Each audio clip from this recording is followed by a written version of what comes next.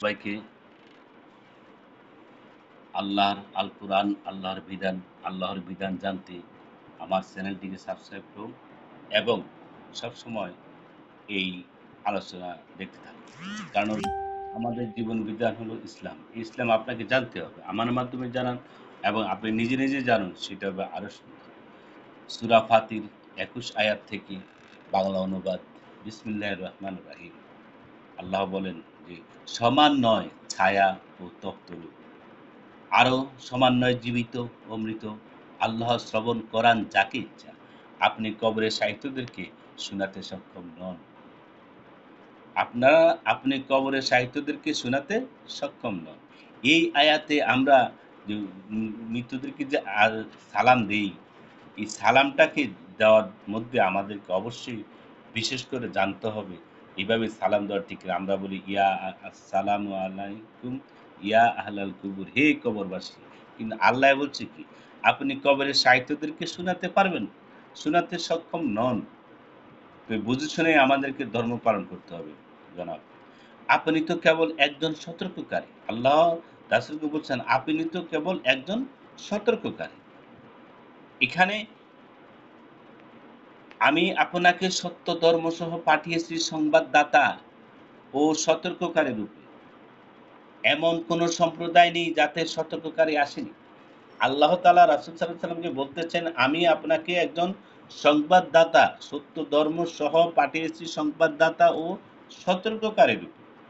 এমন কোন সম্প্রদায় নেই যাতে সতর্ককারী আসেনি। তারা যদি আপনার প্রতি মিথ্যারোপ করে, তাদের পূর্ববর্তীরাও মিথ্যারোপ করেছিল।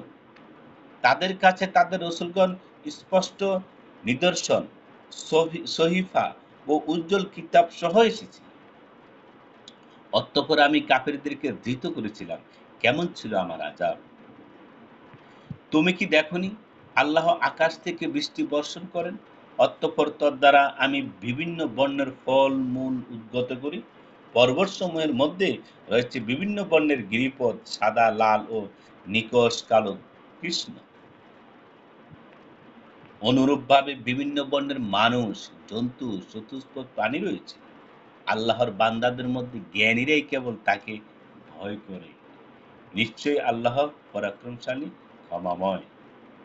যারা আল্লাহর কিতাব পাঠ করে, সালাত কায়েম করে এবং আমি যা দিয়েছি তা থেকে গোপনীয় প্রকাশে ব্যয় করে, তারা এমন ব্যবসা আশা করো যাতে কোনো লোকসান হবে না। পরিণামে তাদেরকে আল্লাহ তাদের সওয়াব পুরোপুরি দিবেন এবং নিজ অনুগ্রহে আরো বেশি দেবেন। নিশ্চয়ই তিনি ক্ষমাশীল, গুণগ্রাহী। আমি আপনার প্রতি যে কিতাব প্রত্যাদেশ করেছি তা সত্য। পূর্ববর্তী কিতাবের সত্যায়নকারী নিশ্চয়ই আল্লাহ তার বান্দাদের ব্যাপারে সব জানেন, দেখেন। অতঃপর আমি কিতাবের অধিকারী করেছি যাদেরকে আমি আমার বান্দাদের মধ্য থেকে মনোনীত করেছি। তাদের কেউ কেউ নিজের প্রতি অত্যাচারী, কেউ মধ্যপন্থা অবলম্বনকারী এবং তাদের মধ্যে কেউ কেউ আল্লাহর নির্দেশক্রমে কল্যাণের পথে এগিয়ে গেছে। এটাই মহা অনুগ্রহ। তারা প্রবেশ করবে বসবাসের জান্নাতে। তথায় তারা স্বর্ণ নির্মিত মতিখচিত কঙ্কন দ্বারা অলঙ্কৃত হবে। সেখানে তাদের পোশাক হবে রেশম।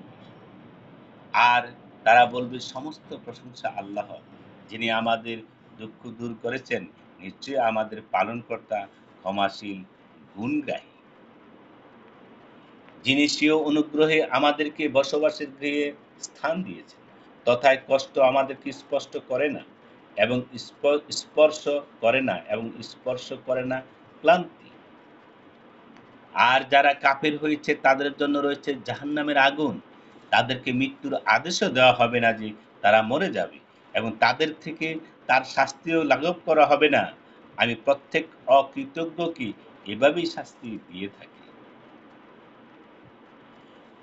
সেখানে তারা আর্তচিৎকার করে বলবে, হে আমাদের পালনকর্তা, বের করুন আমাদেরকে, আমরা সৎ কাজ করব, পূর্বে যা করতাম তা করব না। আল্লাহ বলবেন, আমি কি তোমাদেরকে এতটা বয়স দেইনি যাতে যা চিন্তা করার বিষয় চিন্তা করতে পারতে?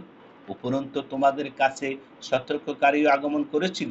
অতএব আস্বাদন করো, জালেমদের জন্য কোনো সাহায্যকারী নেই। আল্লাহ আসমান ও জমিনের অদৃশ্য বিষয় সম্পর্কে জ্ঞাত, তিনি অন্তরের বিষয় সম্পর্কেও সবিশেষ অবহিত। তিনিই তোমাদেরকে পৃথিবীতে স্বীয় প্রতিনিধি করেছেন। অতএব যে কুফরি করবে তার কুফরি তার উপরই বর্তাবে। কাফেরদের কুফর কেবল তাদের পালনকর্তার ক্রোধ বৃদ্ধি করে এবং কাফেরদের কুফর কেবল তাদের ক্ষতি বৃদ্ধি করে। বলুন, তোমরা কি তোমাদের সেই শরীরদের কথা ভেবে দেখেছ, যাদেরকে আল্লাহর পরিবর্তে তোমরা ডাকো? তারা পৃথিবীতে কিছু সৃষ্টি করে থাকলে আমাকে দেখাও। না আসমানে সৃষ্টিতে তাদের কোনো অংশ আছে, না আমি তাদেরকে কোনো কিতাব দিয়েছি যে তারা তার দলিলের উপর কায়েম রয়েছে।